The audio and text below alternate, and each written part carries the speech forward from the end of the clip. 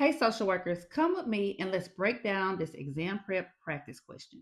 A licensed social worker employed at a community mental health agency is approached by a coworker from another department. The coworker is seeking therapy for anxiety and states that they trust the social worker and prefer not to see an outside provider. What should the social worker do next? All right, so this would be a reasoning question because it's going to require you to kind of critically think here. This is testing your ability to identify conflicts of interest, dual relationships, and your ability to know what to do next. So let's look at the options. A, accept the client. That would not be my next move. I'm not saying that I wouldn't accept the client, but it wouldn't be my next move. We need to get a little bit more information, and you have to think like the exam makers and be able to demonstrate a little bit more critical thinking than to just say, oh, I'm going to accept the client.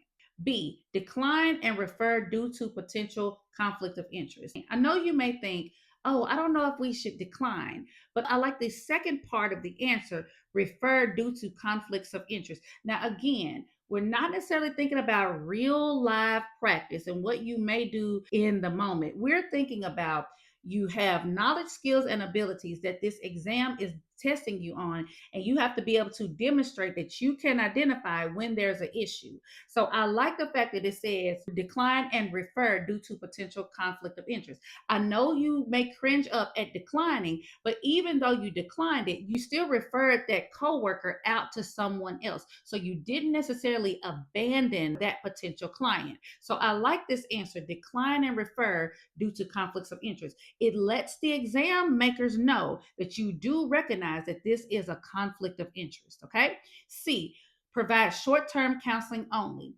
That would not be my next move. Number one, there's a lot of information, and there's a lot of information that the social worker needs to gather to determine if short-term counseling would even be a best fit for this client. So that's jumping straight to intervention. That would not be a plausible answer for this question.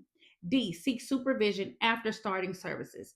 I like the supervision part, but the after starting services is what threw it completely out, right? If you're going to seek supervision in this case, due to dual relationships and dual roles, then you need to seek supervision before you enter that client and therapist relationship. Okay. So the best answer out of all of these four be B, to decline and refer due to potential conflicts of interest. Remember, don't overthink it. We have to think like a strategist. You're not thinking like a student. You're not thinking like, an agency worker. You are using strategy. Think about what this exam, what this question is asking you to demonstrate. And you want to look for the answer that best aligns with proving that you know the concept, that you know the ethical principle that it is testing you on, and you can prove it by choosing the right answer. But remember, we're not stressing over this exam, and we're certainly not stressing over one question.